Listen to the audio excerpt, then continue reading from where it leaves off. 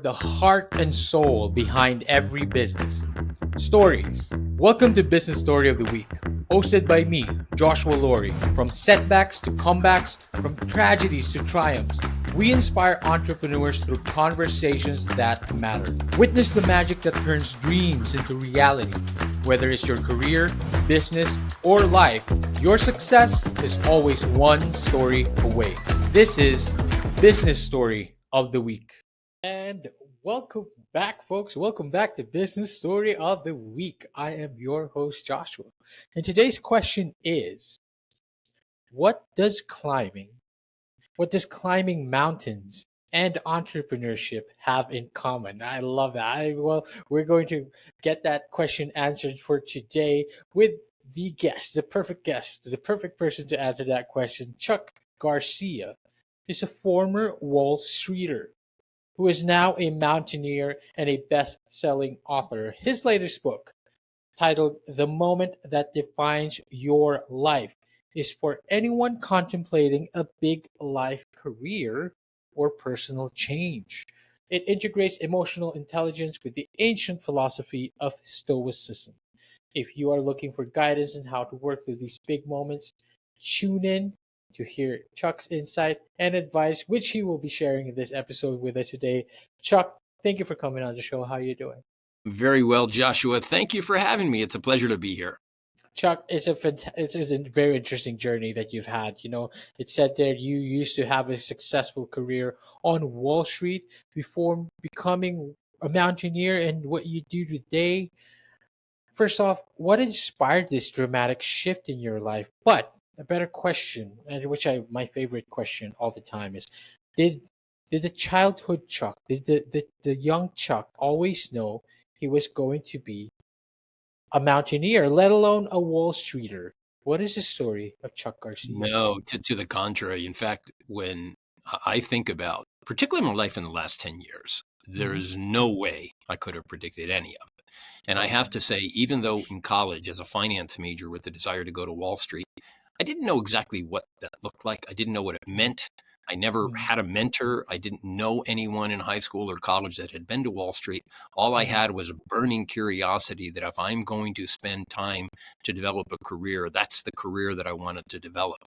So Joshua, what you would not, and what any of our listeners would not know about me, that I am about 5'9", 175 pounds, and I have been for the last 45 years. However, when I was 13 years old, I struggled with an obesity crisis of my own. Imagine me 50 pounds heavier and 4 inches shorter at the age of 13. Oh, wow. For however I got there at that young age, I was bullied. I was the target of a lot of people's bully in many ways. And I lost almost 60 pounds in high school. And I have to say, Joshua, that was the best teacher I ever had.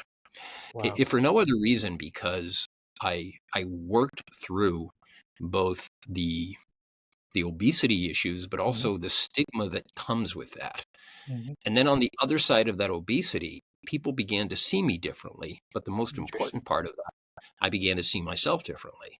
I said, oh my God, if I could get through that and the bullying stopped and all of a sudden my whole life changed, I reflected on where was I and how did I feel in the moment when I recognized I better lose some weight, or God knows this is going to be terrible. No 13-year-old kid should walk around 207 pounds. But I offer that based on your question, Joshua, because I think it's a great preface that many of us in our adult lives carry with us, whether it's a childhood trauma, whether it's something that deeply affected our psyche. That did. Right. Now, that's not what led me to a mountaineer. To become a mountaineer, there was another circumstance involved. But to answer your question, that background, that young Chuck, as many do in high school, work through those issues that ultimately led us into adult life, but that we'll never forget. That is precisely. And a lot of these stories, a lot of these things, again, like you said, it could be childhood trauma, teenage trauma, we still carry into our adult life. That could be in the form of weight, the weight that we've been carrying then, we still carry to this day as adults, and it could be metaphorical weight, could be literal weight, like you said, as being an obese 13-year-old. But the underlying issue there is like, what was it that you were dealing with, right? And then finding out how you dealt with that and the lessons that it taught you. Your latest book integrates emotional intelligence, and I feel like a lot of that had to do with overcoming these adversities and trying to navigate your way in life. What was a particular circumstance that allowed you to, or rather, now that you've answered the young Chuck in the preface of this all, what was that circumstance that got you into mountaineering? And would you equate emotional intelligence to always, and did you get that out of mountaineering as well? Is there something in there? Yeah. Yeah. Let me provide the context first, Joshua, as toward Please. what led me to be a mountaineer, because it was very much in the throes of my Wall Street career that led me to that. For Hmm. context to our listeners, I spent after college almost a little over 14 years with an organization called Bloomberg. Now, many people know of Mike Bloomberg because he's one of the richest men in the world. He was Yes. also the mayor of New York for 3 terms, and he ran Hmm. for U.S. president Hmm. um, in the last election. He was Right. also a mentor, and I was in his employ for many, many years. For Right. half of my time with him, I was head of Latin American sales. So my job was, and I'm bilingual, my job was to head to Latin America. And for many, many years, my responsibility was to develop the business for Bloomberg south of the United States. For Hmm. the next 7 years, I traveled around the world in the service of that organization, and I was a public spokesman. I Wow. stepped on stages all over the world as a representative of the organization for any kind of venue that required someone to step on stage. That was me, and I'm very fortunate for that. What led me to mountaineering, Joshua, is in the midst of this career, this wonderful career at Bloomberg that I had traveling the world, stepping on stages. On September 11th, 2001, I was scheduled to speak at a conference on the 107th floor of New York's World Trade Center at an Okay. event space called Windows of the World. Okay. About 2 months. Now, this was a 2-day conference. September Hmm. 11th, I was scheduled to Oh speak at my. 9:20, and on September 12th, I was scheduled to speak at 11 a.m. Wow. This was an event with about 300 Wall Street guests that were going to Hmm. come. So imagine it's 9/11 and it's 8:30 in the morning in the World Trade Center and everything is fine. Right. There's about 50 or 60 people in the event space preparing breakfast and lunch. Hmm. There's several hundred people that are about to come to the World Trade Center. Hmm. They were going to hear me and a bunch of other industry folks speak. Hmm. 2 months before September 11th, a friend of mine named Scott Saber, who was scheduled to speak at 3:20 that afternoon, Right. said to me and the conference producer, "I have a conflict. Chuck, Right. you have the 9:20 a.m. slot. I Okay. have the 3:20 p.m. slot. Right. Would you mind changing with me?" I said, "No, I'd be happy to do it." That phone call, Joshua, saved my life. Oh So my Scott goodness. took the 9:20. Unfortunately, he perished when the planes Oh. hit, and I took the 3:20. However, Wow. at 9:20, I was at another speaking engagement at a different hotel in New York. So Okay. the timing worked out well for me when I said to Scott, "I have a request to speak elsewhere at 9 o'clock that morning." "Good, we're done. Yes. Scott, you take World Trade Center at 9:20. I'll take Trade Center at 3:20. At Okay. 9 a.m., I was at a place called the Empire Hotel in the Lincoln Center neighborhood of New York. Uh-huh. Needless to say, I had posted Joshua on the Bloomberg calendar, which the entire company can see. I had Mhm. told them that I was at the World Trade Center. I didn't even think about where I was in the morning. I was only thinking about where I was going to end my day. Right. I had also told my wife and my family that I was going to be at the World Trade Center on 9/11 the evening before. I Right. said, "I'm coming home from the World Trade Center and I'll be home for dinner. Let's have dinner with the kids. I'll be home at whatever time." So my wife and my entire company, when the planes hit, thought I was in the World Trade Center. Sadly, 3 of my Bloomberg colleagues were already there and they died when the planes hit, Oh and they my were able to send goodness. a text when the planes hit, and we never heard from them again. I was unaccounted for and presumed dead for several hours until I finally made it to the Bloomberg office, only for the entire company, including my family, to discover I'm not dead. I am alive. Oh my God, Chuck, you're alive. Wow. That moment, Joshua, was, well, it's really freaky to see your name on a list that said unaccounted for and presumed dead. All I could think about, what about my children? What about my wife, my family? Oh my God, this tragedy. I escaped the tragedy, and in spite of wherever people thought I was. So I'll get to the bottom line. Something happens to us, to any individual, when an event occurs, and it causes a massive amount of introspection.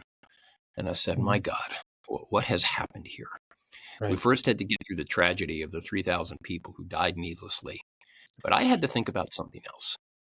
I said, there's nothing I can do to bring that time back. I cannot change that event.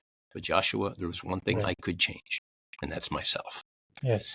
And so I went through a lot of thinking, and I said, what am I doing here? What is the reason for being? Why did I not die that day? There must be something else, and I need to figure out what it is. So now I'll get to it.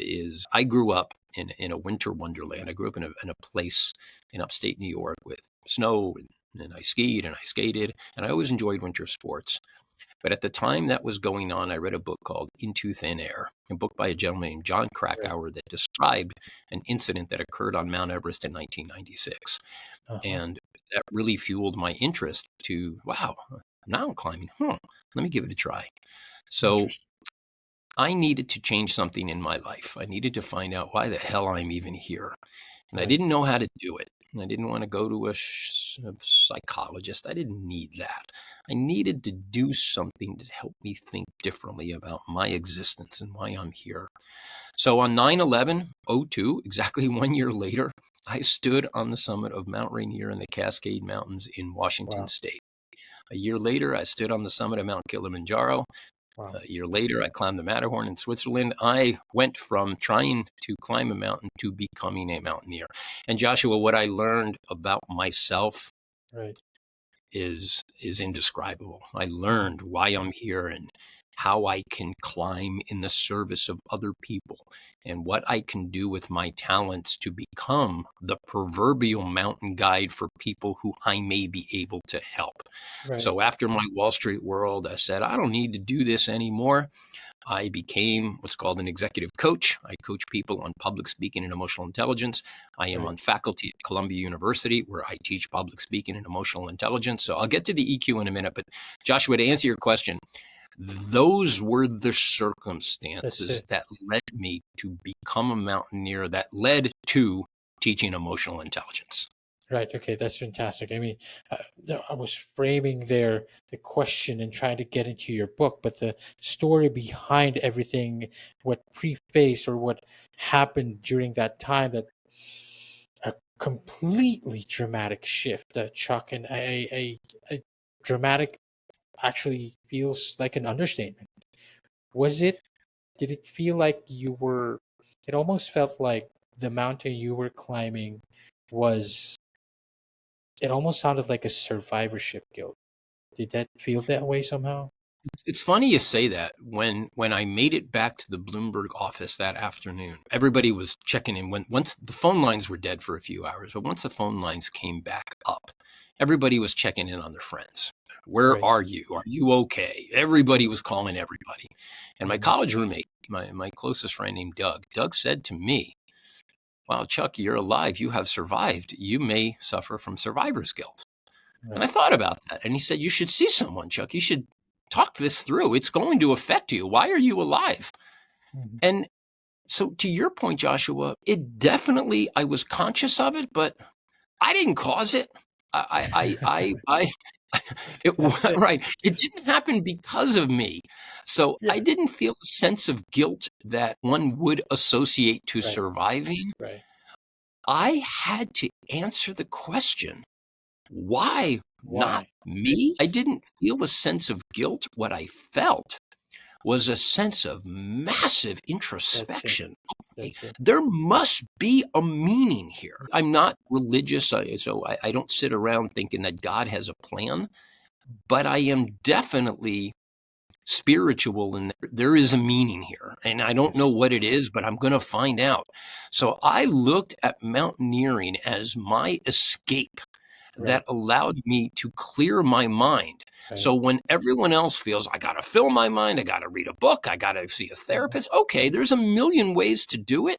Right. But in my case, no, I need to clear my mind. I Mhm. need to go on this journey of self discovery. And Right. maybe through that journey, I will figure out why the heck am I on this planet? And That's then, it. fortunately, through all the years of the mountaineering, I figured it out, Joshua, and it's reflected in my books. All right. That's fantastic. Well, before we really answer that question, you know, facing adversity, climbing mountains, very, very common, is something that you emphasize as well. When you face adversity head on. Is there anything in particular? I love mountains myself. I understand it, Chuck. It's just the feelings that it gives you. You're getting to the summit, the journey itself, the trip itself. It's all very rewarding. What would be what you say the valuable lessons that you gathered throughout all these mountaineering experiences that taught you, that gave you the insight now on what you have in your book? Yeah.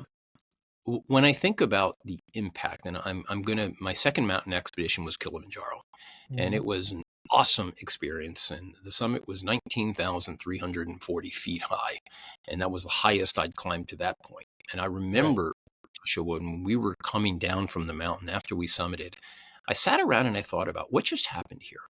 And I Mhm. thought that, wow, I think this is like my career in that it has three things that remind me of my career. And this is where I relate career climbing to mountain climbing. Okay. One, I set a goal. There was a clear goal. My goal was not to get to the summit of the mountain. My goal was to get home, to spend time on the mountain, and hopefully you summit, because that's the feel good moment about the achievement. But Yeah. that wasn't my goal. The mountain is only halfway. Or Yes. the summit. The summit is optional. Getting home is mandatory. I needed to get home, but that's my goal. And in careers, you have goals. Number two, how did I get there? One step at a time. So for Absolutely. all the Yep. career climbers that think you can be CEO in a half a year, good luck with that. It's a series of small steps. That's what Mhm. success is. Mhm. And then the third point, Joshua, which is the most important, you cannot do it alone. Not career climbing, not mountain climbing. I was surrounded by incredible mountaineers, by wonderful guides who inspired me to become a mountaineer. So when I think about the frame of mountaineering, career climbing, those three things, what I learned, Joshua, was mindset. Forget all the skills. Anybody can learn. That's You, it. you can learn finance, you can learn medicine, but mindset development is something that I wish college had helped me work through, Mhm. because your mindset helps you define a set of guiding Mhm. principles that become you, that become Yeah. ourselves. And Yes. and so it really helped me frame everything is going to be in the context of any one of those three. What's my Wow. goal? How am I going to get there? That's one step at a time. And who am I going to choose to join me, or who will I join on the journey? In fact, I will say the who, for all the people to talk about, what's your why? I don't think of it that way. Right. Whatever the why is, it's cool. It's who you do it with, who you climb a Right. mountain, who you climb a career, who you marry. That is 100 times more important than what you do. That's true. I love that. And I I love that. decided on who do I want to climb with? So you decided who you want to climb with. I love that concept first and foremost because I feel like the why follows once you know who your who is, right? Because Right. then either the who is could be the why changes like who you marry, like who are you taking care of in your life, who are you responsible for. Naturally, those reasons and the why will change after that. But I feel like more importantly, when it comes to mountaineering, you mentioned about who you're going to take, like who you're going to do it with. But I think what's important is the very first important person to do it with, the who, is you, No especially in doubt. mountaineering. That's And it. who are Like, you? and who are you precisely? Because you go there, and when it comes to mountaineering, you're very familiar with this. There's no turning back. You're already there. You might as well just finish the whole thing. You can't like you turn Just keep back, walking. just keep walking. And I love that because one step at a time is the first thing that you learn when it comes to mountaineering, and now you're applying that And you're applying that, Chuck, with your coaching, with what you do, with your teaching. First off, your latest book integrates emotional intelligence with stoicism. And I do, of course, see principles of stoicism applying in mountaineering as well. Talk to us about those key lessons. Talk about someone facing significant changes. Relate that to mountaineering. Yeah, beautiful. Oh, thank you for that. This is the very existence of Chuck Garcia. Mm. Well, first, let me put emotional intelligence into context because you Right. asked before what led you to EQ. When I thought about in my own career on Wall Street is a very high pressure environment. There are great expectations, and you either deliver up to those expectations, you perhaps exceed them, but what you never want to do is fall short of them. Mm. And what I came to find out through years of being in leadership positions at Bloomberg under great pressure and expectations, that what the educational model teaches us is knowledge and facts, and you cram, you exam, you regurgitate, and that's Right. how you deem somebody brilliant. Okay, Hmm. that has a certain value, but it doesn't work. It doesn't teach you how to operate under pressure. And what I found is through the years of Wall Street, both for myself and for the people whose gravity I was in, it's like, wow, people behave differently under pressure. Pressure changes everything. You look at Hmm. any athlete, how do they behave under pressure? You look at Tom Brady on the football field, calm under the weight of great pressure. Hmm. And so emotional intelligence was something that I learned to develop due to my own deficiencies of being under pressure and cracking under the weight of that pressure. Wow. Wow. No one taught me how to handle it. So I said, all right, if I never learned it in school, I need to take responsibility for it. I'll learn it myself. And so I Right. stumbled in the 90s on this new social science called emotional intelligence. And it Right. appealed to me. I said, wow, what is that? So I Right. started to read a book by a guy named Daniel Goleman. And I said, oh my God, this is really cool. We're not Mhm. talking IQ. We're talking emotional intelligence, the Right. capacity to regulate the emotions under all kinds of circumstances. So the more that I was reading about it, the more I was getting into it. When I started my executive coaching business, I figured many millions of people had seen me on stage. I figured I could make this a business. People will pay me to teach them how to do what I did. But what Right. I found, Joshua, it wasn't enough to teach them the tactics that I described in my first book called The Climb to the Top. What I found was anybody like math, science can learn the techniques and the tactics. But what happens when somebody is armed with those tools, Mhm. steps onto a stage in front of 1,000 people, the lights come on, Right. the pressure is on, and they crack? Oh. Well, they know what they're going to say, but the emotional regulation is not there. And next thing you know, their mind goes blank. They say something wrong because Right. they didn't learn to condition to the pressure. So, all of this is a build-up to state. When I decided I need to write this book on emotional intelligence, I've written the book on public speaking, but what I learned through years of coaching and also Mhm. at Columbia, I teach in the Graduate School of Engineering. I teach brilliant engineers and scientists who no one ever taught them this stuff. So I said, I'm Right. on to something here. So I said, I need to write this book, but there's a million books on emotional intelligence. There's a million books on stoicism. But I read several years ago a book called Meditations by the great Roman Emperor Marcus Right. Aurelius. And he Right. described the philosophy that he was taught by this Greek philosopher named Epictetus. Mhm. And what they talked about, Joshua, fascinated me. They talked about Right. mindset, about Mhm. circumstances. And it's not the circumstance that is the problem, it's how we Yes. react to that circumstance. Yes. And I Mhm. said, wow, I never really saw the world that way. I thought Mhm. stuff happens, you get mad, you blow off your anger, and you Mhm. feel better. I said, that's crazy. So Mhm. when I decided to write the book, it's really a culmination of what I learned in my coaching and teaching that it's not just the techniques, but the mindset, how you operate, how you show up, how you stay calm, how you view those events. So I said, I'm going to write a book that combines the old and the new, the ancient philosophy of Stoicism for the purpose of developing the mindset, Right. and the social science of emotional intelligence which is a learned behavior. How do I create my own self-awareness? How do I develop empathy? So it's Right. really looking at yourself and how you view the world. So the book is a series of stories that I use to illustrate how do you combine the principles of Stoicism that clears the mind with the social science of emotional intelligence, mostly for the purpose of developing empathy. And so I said, all right, I'm onto a concept here. Didn't know if it would work, but my God, it did. And if you go to Amazon and Goodreads, there's 250 reviews. And it's like, all right, I'm very proud of the book I wrote. You don't know until you release it if it's any good. You'd like to think so. So what I propose, Joshua, to the world is what I wish someone had taught me when I was in college. So I've made it my life's work, particularly for my Columbia students, to teach them the very thing that I wish someone had taught me. And it turns out it's the combination of emotional intelligence, stoicism, and public speaking. Wow, I love that. Emotional intelligence, stoicism, public speaking. Who Chuck, knew? I mean, who are you, right? But I mean, Chuck, it's still like you talked about this, like it was less about guilt that you survived, but it was more about why. Why was why am I alive? And why do I get this opportunity? And What am I going to do with it?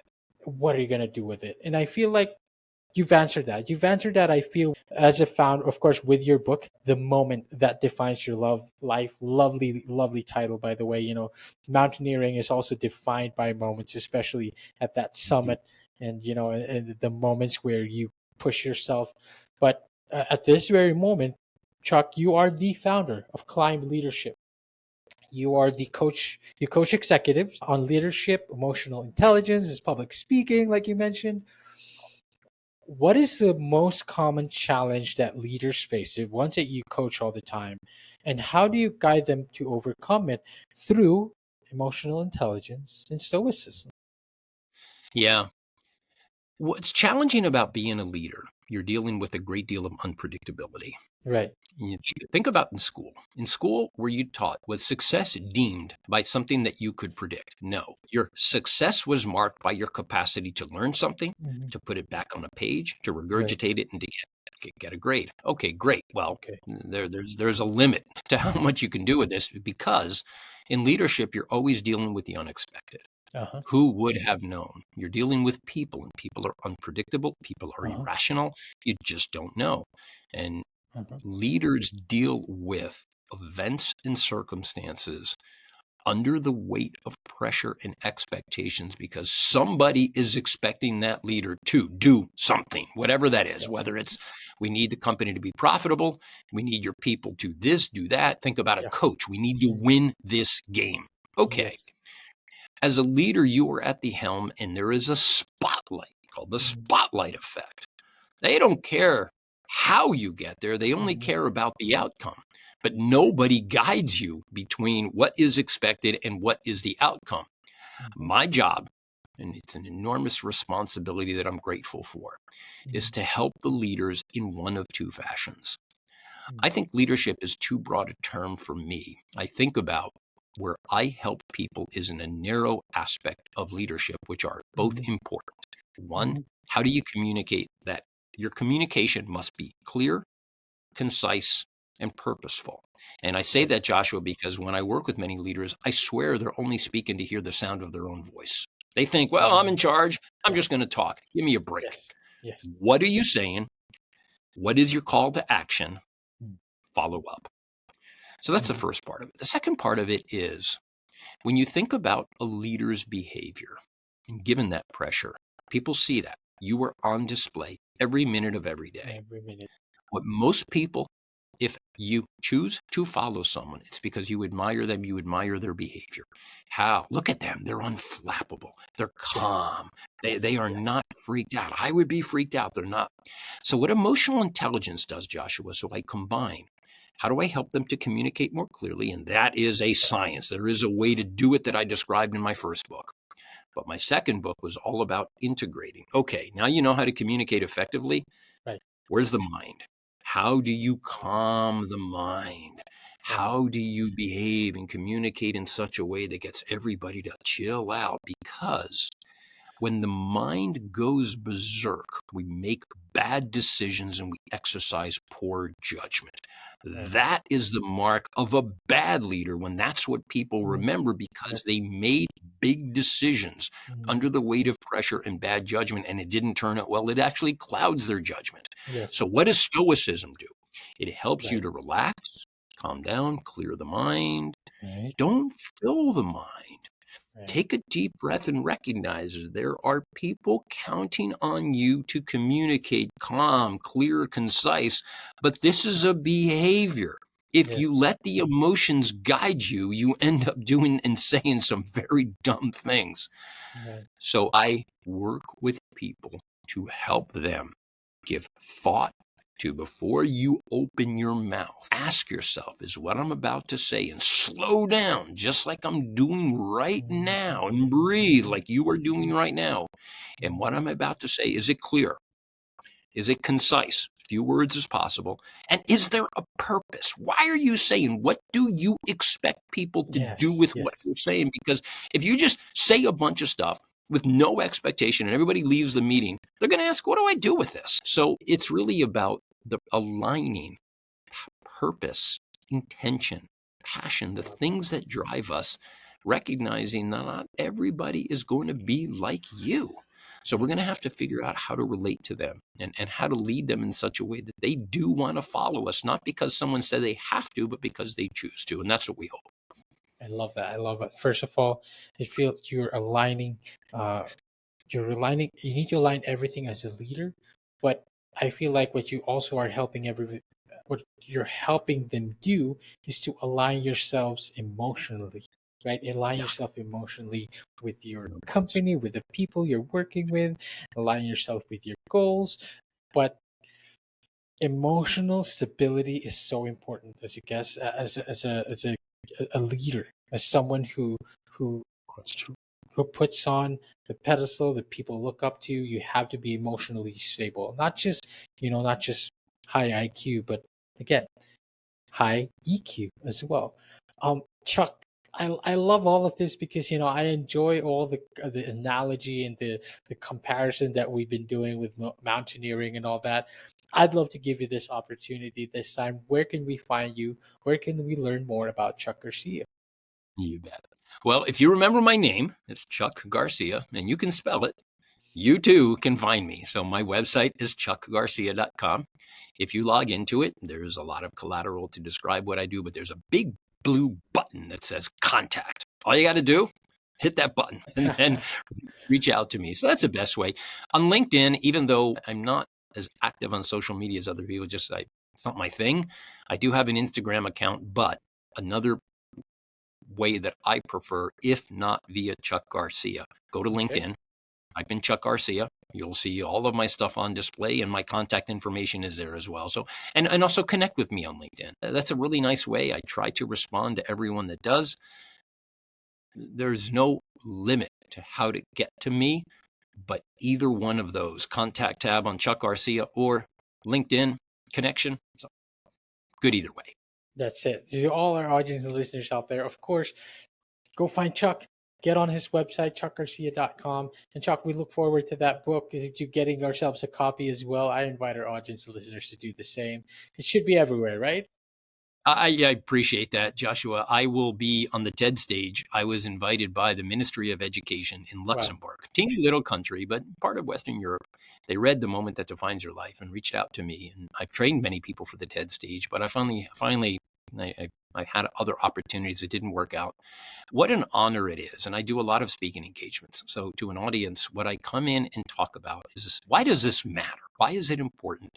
But most important to our listeners, all of us struggle with biases, blind spots, limiting beliefs. And what I tried to get out of the book was to help people in their own discovery to face and confront your fears and any potential limiting beliefs. You too can be a mountaineer. And I don't mean that in the literal sense, but proverbially, everyone is on a mountain. You're all on a mountain. I am, you are, we all are. And it's hard. And it's exhausting, and you meet people along the way, good, bad. It's just an incredible journey. but it's worth it. Nothing that comes easy is worth it. Everything that you work toward, where work and worth, they're the same word. It's worth it. But my education did not teach me how to do it. So my formal education. So the books that I wrote, I hope the readers can think about. If you feel that the educational model isn't serving how to confront your fears, your limiting beliefs, and your biases, then I hope you will open the moment that defines your life and go on that journey to help you in that self-discovery. I love that. And that self-discovery might very well be everyone's mountain. Indeed. That's it. And Chuck, thank you so much for coming on the show. I love it. I love the mountaineering analogy. It resonates so much with me. Thank you for Well, sharing thank you, your Josh. wisdom with us. I appreciate it, and I'm grateful for the opportunity to collaborate with you, but also to speak to your listeners. Absolutely. I mean, thank you so much, Chuck, to all our audience and listeners out there. I hope you guys enjoyed this as much as I did. Took value from this. You know, it was a great episode. We will see you on the next one. All right, so here's the thing. We try to get a little bit better every day, but we can't do it without you. So if you like the video, make sure to like and subscribe below. And if you have any comments, just leave them in the space under.